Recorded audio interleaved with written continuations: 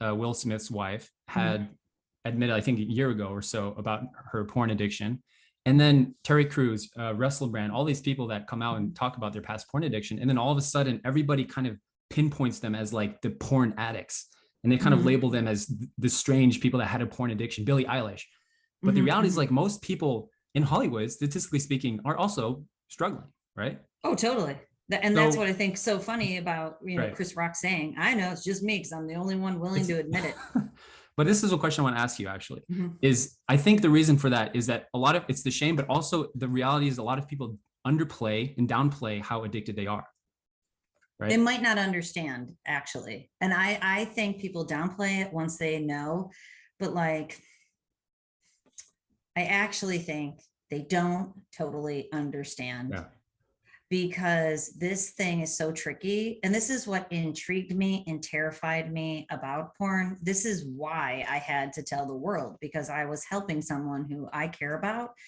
And I saw how crazy this thing can be firsthand, like literally deep in it firsthand. So,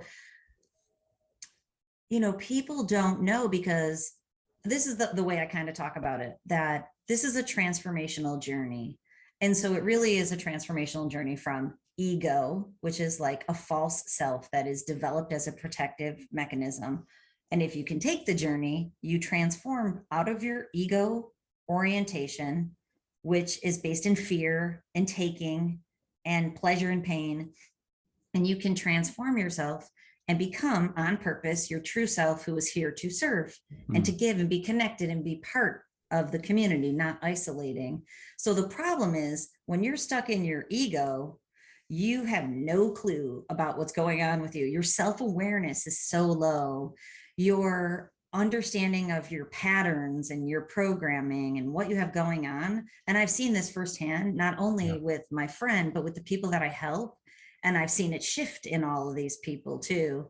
So like early on, it's really hard for them to see they're actually addicted. People, how it involves denial, rationalization, minimization, all of the Isings, rationalizing it, saying, it's really not that bad for me. Right. Russell Brand, that guy could be addictive and not me. Yeah. So what do you say to that when someone says, oh, it's just occasional, it's not an issue, it's healthy?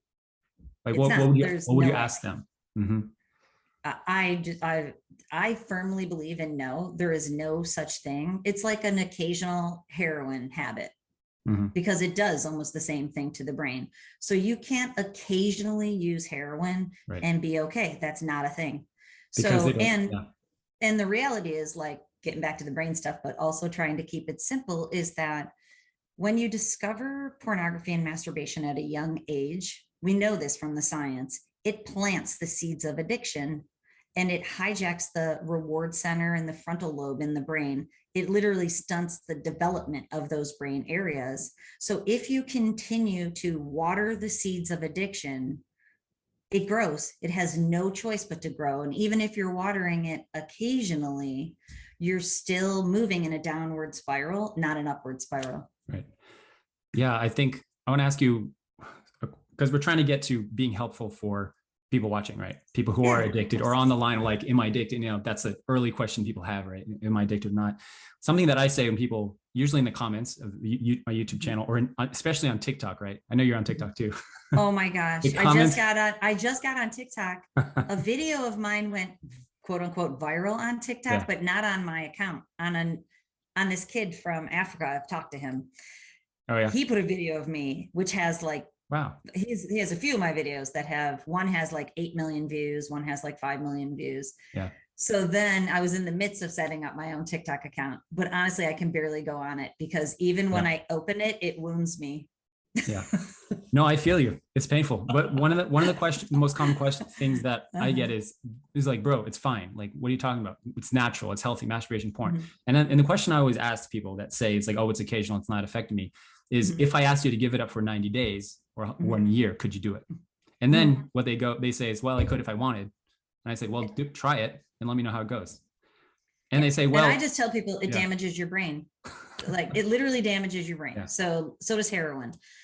So, like, if you are occasionally damaging your brain, that's still not okay. The also fact that people tend to ignore is that if you start heroin once, the chances are you're going to, I mean, that's why people get addicted to heroin or smoking for that matter. Yeah.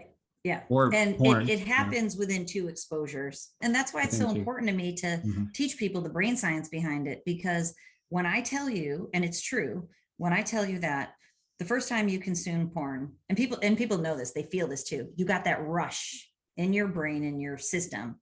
That rush was dopamine flooding your system because porn is a supernormal stimulus.